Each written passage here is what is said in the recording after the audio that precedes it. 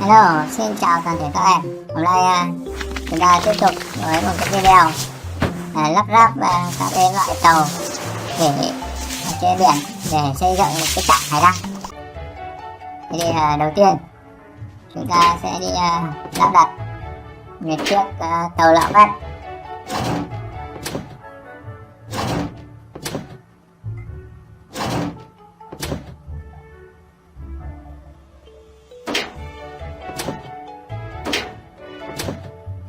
Cabin tàu, thành tàu. Rồi. First, we have to fill a bucket dredger. Ta lắp đầy nhiên liệu cho tàu lạ vét nào. Pump. Don't stop. Let's prepare the rock.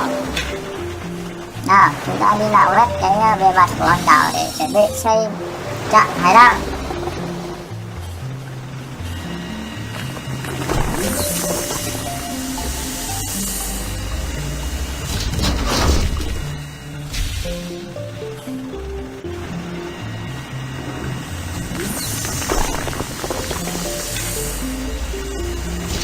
Ta quan sát cái tàu nạo vét trông giống như là một cái máy xúc.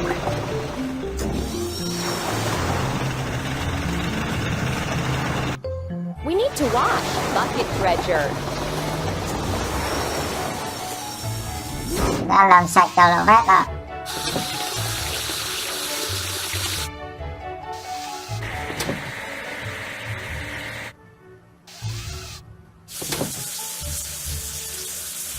Rồi. Assemble crane ship. Tiếp theo chúng ta lắp đặt chiếc tàu cẩu.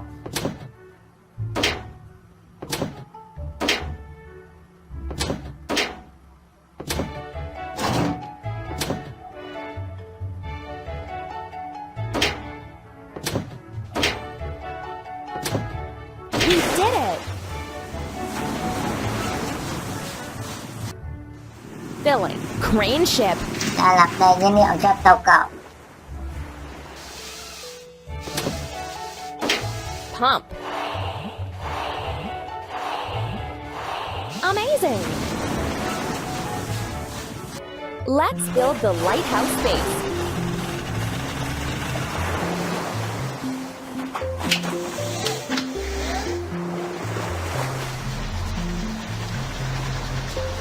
Đầu tiên chúng ta xây móng cho trạm hải đăng.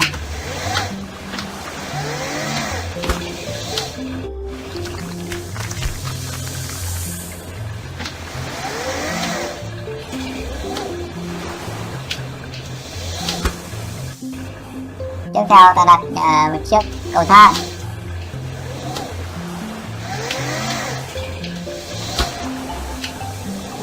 Công việc đã hoàn thành.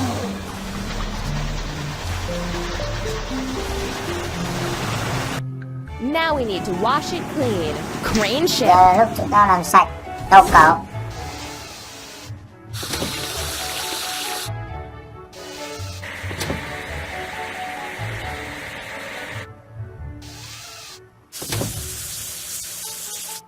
Good. Assemble mast Tiếp crane. theo chúng ta lắp một chiếc tàu cân trục.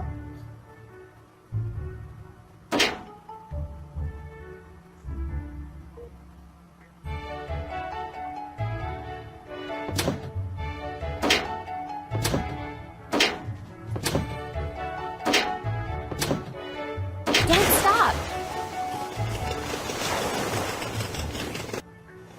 First, we have to fill it. Mast Ta bơm crane. đầy xăng cho tàu cân trục. Pump. Amazing. Let's place the walls. Tiếp theo chúng ta xây dựng tường và các trạm hải đăng. Các bức tường xung quanh trạm.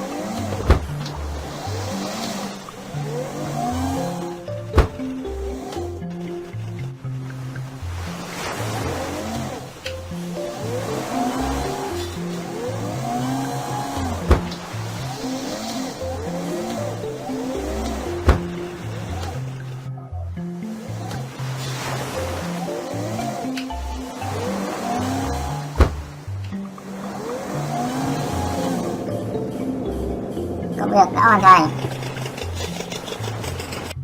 Let's wash. Mass crane. Chúng ta làm sạch tàu cân trục.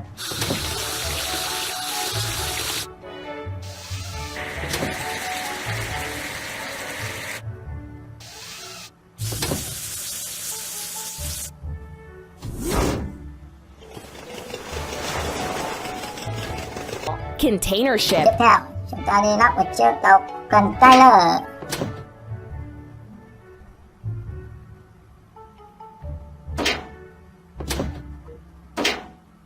Chúng ta có 2 chiếc cần trục ở trên cái tàu này.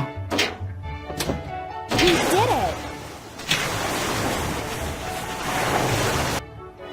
Philip, container ship. Chúng ta lắp đầy nhiên liệu cho cầu container. Press the pump. Don't stop. Let's put the top part on.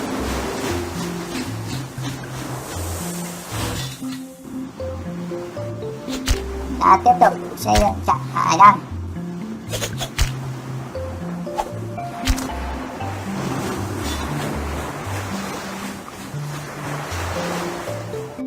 Now we need to wash it clean. Container ship. Giờ là lúc chúng ta làm sạch cầu container.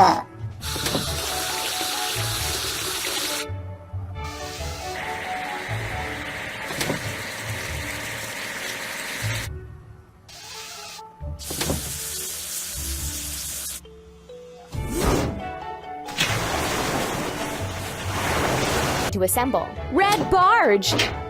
Tiếp theo, chúng ta lắp một chiếc xà lan đỏ.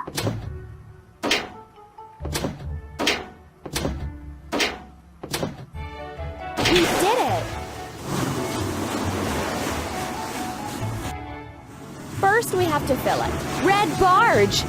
Chúng ta lắp đầy nhiên liệu cho xà lan đỏ. Pump. Don't stop. Let's add the windows and doors. Đã lắp hệ thống đèn quan sát rồi cửa cho trạm Hải Đăng. Cửa sổ, cửa chính.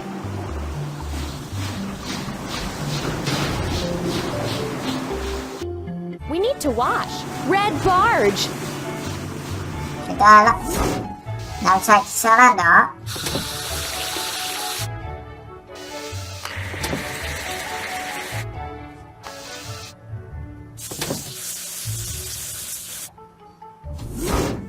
Rồi. Assemble. Ship carrier. Tiếp theo chúng ta lắp một chiếc tàu chở hàng. Ống xả. Cần trục để tơi hàng. Amazing. Thân tàu. Rồi. First we have to fill it. Ship Đó là carrier. đầy nhiên liệu cho tàu chở hàng. Press the pump. Heat it up. Let's build the pier. Ta xây dựng một hệ thống bến phà.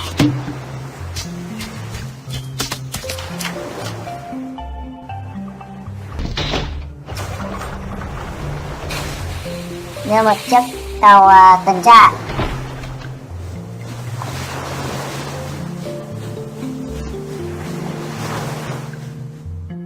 We need to wash. Ship carrier. Chúng ta làm sạch tàu chở hàng.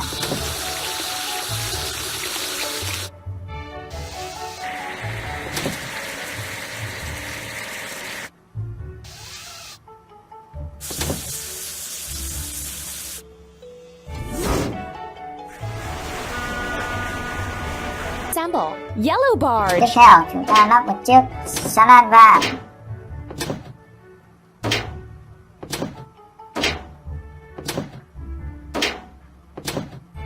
We did it.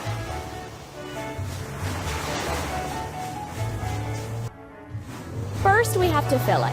Yellow barge. Ta lắp đầy nhiên liệu cho xà lan vàng. pump. Done! Let's add some plants. Đang trồng cây ở trên đảo.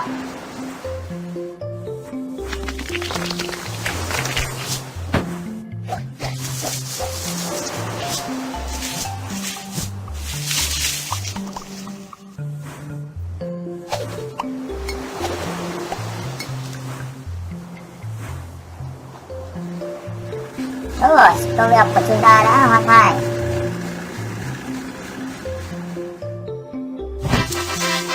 Xin chào các em, hẹn gặp lại các em ở The video lighthouse tiếp on the theo. docks is finished. Now it will show the way to ships.